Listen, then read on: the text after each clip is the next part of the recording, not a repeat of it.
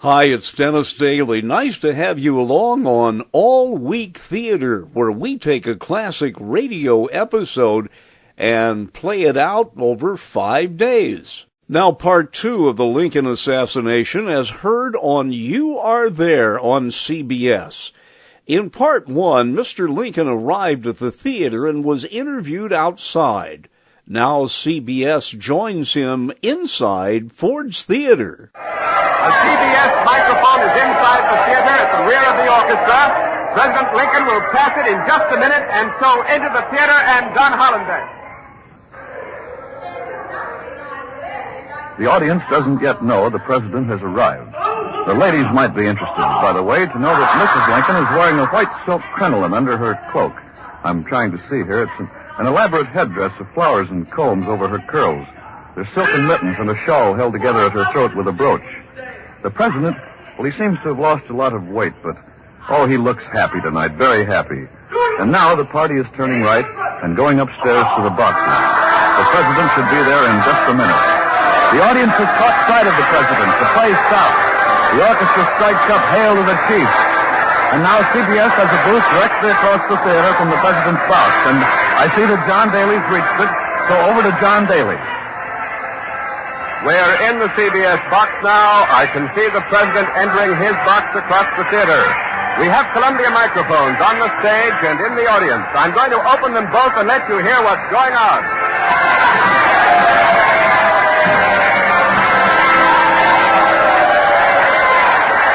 The president is in his box now. The audience is standing. Mr. Lincoln is acknowledging the welcome. Beaming, he nods his head and waves to the jam-packed crowd. And now, motioning towards the stage and the interrupted play, Mr. Lincoln sits down. The ovation continues, but following the president's lead, slowly, almost by sections, the audience resumes its seats and the play will resume in just a moment. Our American Cousin by Tom Taylor, by the way, is an eccentric comedy, as many of you probably know. It's a popular favorite, been performed at least 1,000 times. The play revolves around a typical, drawling Yankee in England who lights his cigar with an old will, burning the document to ashes, and thereby throwing a fortune into the hands of an English cousin. And now, the CBS microphones on the stage will pick up some of the dialogue. Lord Dundreary, a silly, foppish Englishman, is being teased by Florence the heroine, played by the star Miss Laura Keene. Yes, but a lonely one.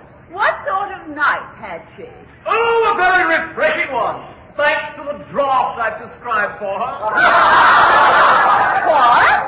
Have you been prescribing for Georgina, Lord Dundreary? Oh, yes, quite.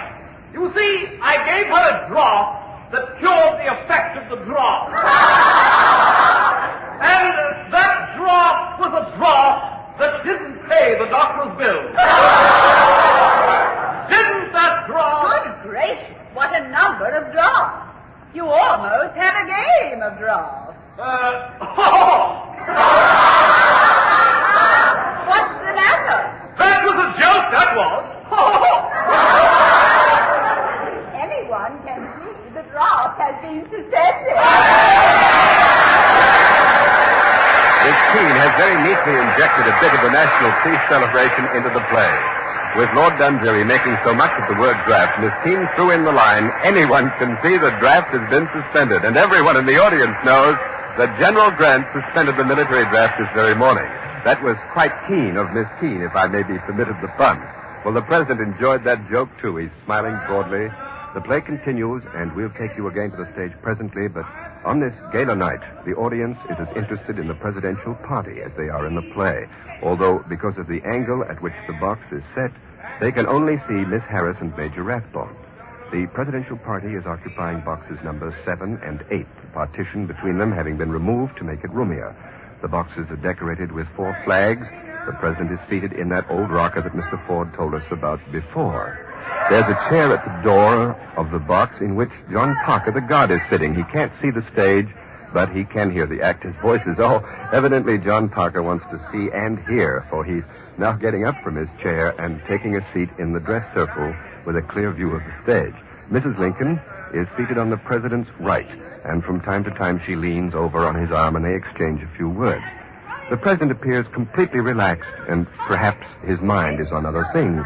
Perhaps he is looking at his wife and thinking, we've had a hard time since we came to Washington, but the war is over, and with God's blessing, we may hope for 4 years of peace and happiness, and then we'll go back to Illinois and pass the rest of our lives in quiet.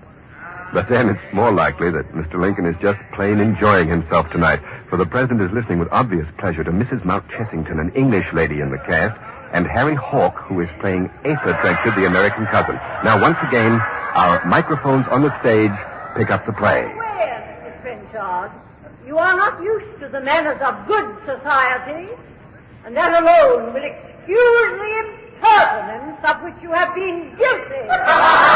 Mrs. Mount Chessington flounces off an aristocratic dudgeon, leaving the drawling Yankee alone on the stage. Don't know the manners of good society, eh? Well, I guess I know enough to turn you inside out, old gal. You sock-dologizing old man trap. What was that? It sounded like a shot, but there's no shot in the play. One moment. Oh, Major Rathbone is struggling with a man in Mr. Lincoln's box. A man who is stabbing wildly at him with a knife. Major Rathbone's giving ground before that knife, and now his attacker has leapt over the railing. He's on the stage. The man has risen. He's running across the stage. He's gone through the stage exit directly under this box. That was Major Rathbone who shouted out, "Stop that man." Someone in the audience has leapt over the footlights after him. Something has happened. Something is terribly wrong. This is not part of the play. Blue smoke is curling from President Lincoln's box. I can't see him because Miss Harris and the Major and Mrs. Lincoln are surrounding him. President Lincoln has been shot. That was Mrs. Lincoln who just cried out, "He has shot Mr. Lincoln." The man did it. The man who ran across the stage. The man who grappled with the Major. So join me next time when we cut up yet another old-time radio show into 5 parts on All Week Theater.